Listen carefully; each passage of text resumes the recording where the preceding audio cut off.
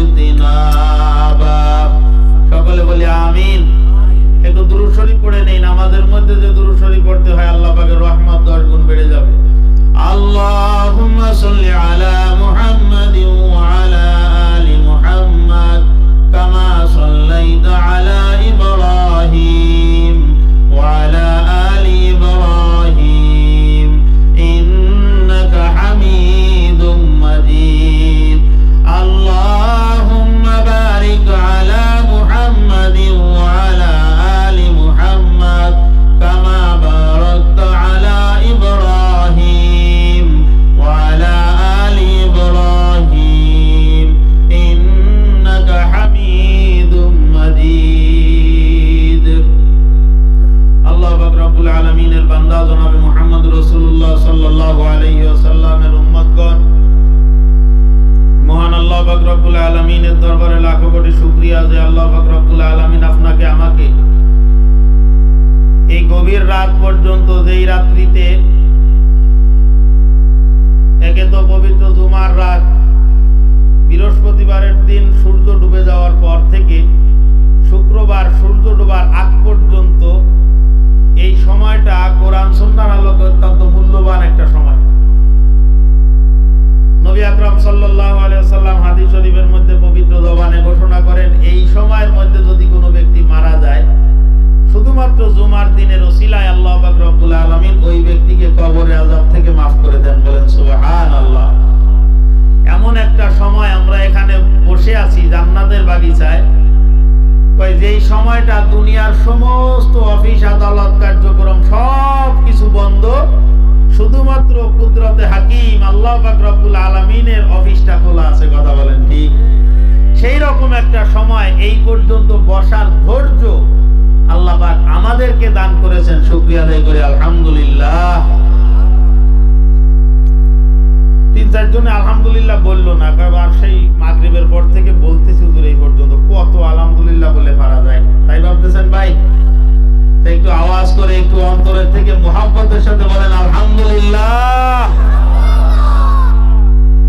আওয়াজ যদি কম হয় তাহলে আশপাশের মানুষ তো মনে করবে না ওয়াজের মধ্যে সবাই ঘুমিয়ে গেছে, বক্তা একা জাগনা আছে, সবাই তাই মনে করবে না ভাই? কথা কয় না, তাই মনে করবে না? এই জন্য আমরাও জাগ্রত আছি ইনশাআল্লাহ আলহামদুলিল্লাহ।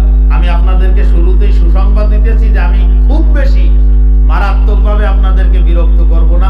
এমনিতেই আমি মারাত্মকভাবে মানে কেমন একটা অস্বস্তি ফিল করতেছি, তার ভিতর দিয়ে আপনাদের আমি অস্বস্তির কারণ হব না ইনশাআল্লাহ। আমি এখানে আসার পরে আমার আগে 2 জন হযরত আলোচনা করেছেন, অত্যন্ত গুরুত্বপূর্ণ আলোচনা করেছেন। আমি প্রত্যেকটা আলোচনা খুব খেয়ালের সঙ্গেই শোনার চেষ্টা করেছি, শুনেছি আলহামদুলিল্লাহ।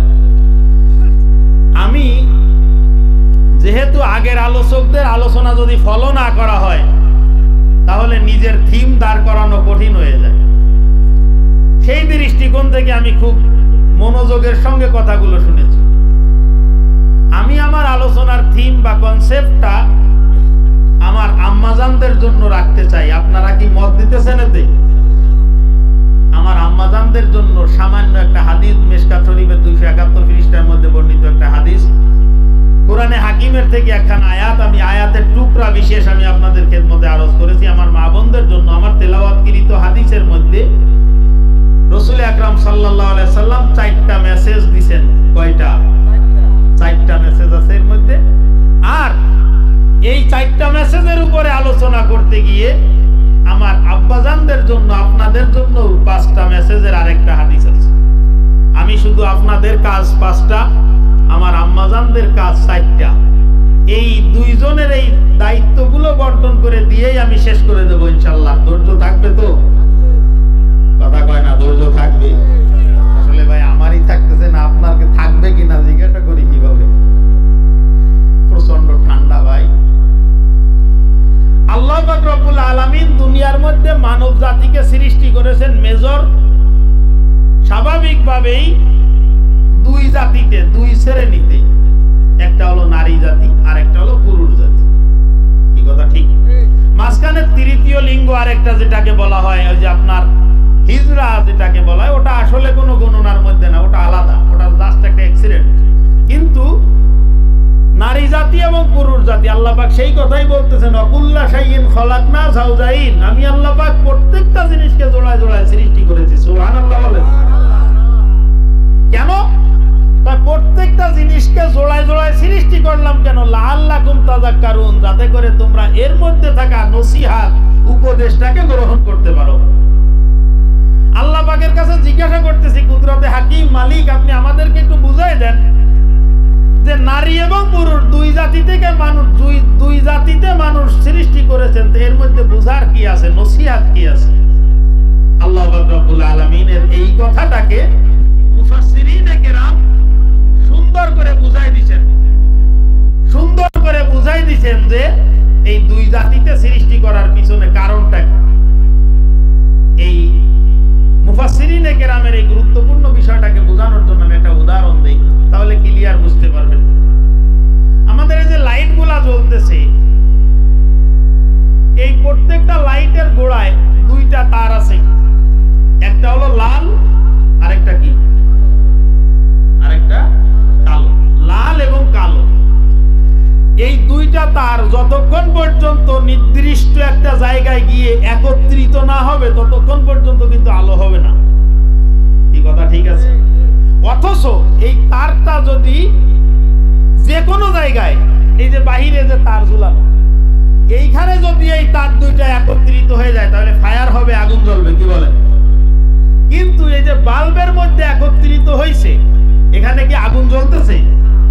আগুন জ্বলতেছে না, কিন্তু আমাদের যে প্রয়োজন সেই প্রয়োজনটা কিন্তু এখানে পূরণ হয়ে যাচ্ছে, কি বলেন? কথা ঠিক না? ও দুনিয়ার মুসলমান, আল্লাহ পাক রব্বুল আলামিন বলেন, ওয়াকুল্লা শাইইন খলাকনা যাওজাইনি লাআল্লাকুম তাযাক্কারুন। আমি আল্লাহ পাক রব্বুল আলামিন এই রকম নেগেটিভ এবং পজিটিভ পুরুষদেরকে সৃষ্টি করেছি পজিটিভ হিসাবে, আক্রমণাত্মক করে, আর নারীদেরকে আমি আল্লাহ পাক রব্বুল আলামিন সৃষ্টি করেছি রক্ষণাত্মক করে, অর্থাৎ নেগেটিভ হিসাবে। এই পজিটিভ এবং নেগেটিভ এই দুইজনের একজনের প্রতি আরেকজনের এই রকম গুরুত্ব, বা একজন আরেকজনকে ছাড়া কখনোই নিজের জীবনের পূর্ণতা আসবে না। কথা বলেন ঠিক কি ঠিক না? ও দুনিয়ার মা বোনেরা, খুব ভালো করে লক্ষ্য করতে হবে। বাবা, খুব সামান্য সময় কয়েকটা পয়েন্টের উপরে কথা বলবো, বাজান একটু খেয়াল করেন। যতক্ষণ পর্যন্ত নারী এবং পুরুষ একত্রিত না হবে ততক্ষণ পর্যন্ত ওই বাল্ব, যেরকম বাল্বের মধ্যে তার দুইটা একত্রিত না হইলে আলো হয় না, ওই রকম ভাবে নারী এবং পুরুষ যদি দুইজন যতক্ষণ পর্যন্ত একত্রিত না হয় ততক্ষণ পর্যন্ত এই দুনিয়ার মধ্যে স্বাভাবিকতা বজায় থাকে না। কথা বলেন ঠিক কি ঠিক না? একজন নারীর জীবন মরুভূমিতে পরিণত হয়ে যাবে যদি তার জীবনে কোনো পুরুষ না থাকে। ওই রকম ভাবে একজন পুরুষের জীবনও মরুভূমি হয়ে যাবে যদি তার জীবনে কোনো নারী না আসে। আল্লাহ পাক রব্বুল আলামিন বলেন, এই নারী এবং পুরুষ যদি যত্রতত্র একত্রিত হয়, যেখানে সেখানে যদি একত্রিত হয় তাহলে ফায়ার হবে। সুন্দর শান্তির সমাজটাও অসুন্দর এবং অশান্তিতে পরিণত হয়ে যাবে। কথা বলেন ঠিক কি ঠিক না? আমার কথা বুঝতেছেন দাদা? কথা ক্লিয়ার বোঝা যাচ্ছে? নারী এবং পুরুষ যদি যত্রতত্র যেখানে সেখানে যদি একত্রিত হয় তখন আমরা তাকে বলি কি? অবৈধ সম্পর্ক। আর এই অবৈধ সম্পর্ক যদি হয় তাহলে সমাজের ভারসাম্য, সামাজিক ভারসাম্য এবং শান্তি শৃঙ্খলা ঠিক থাকবে?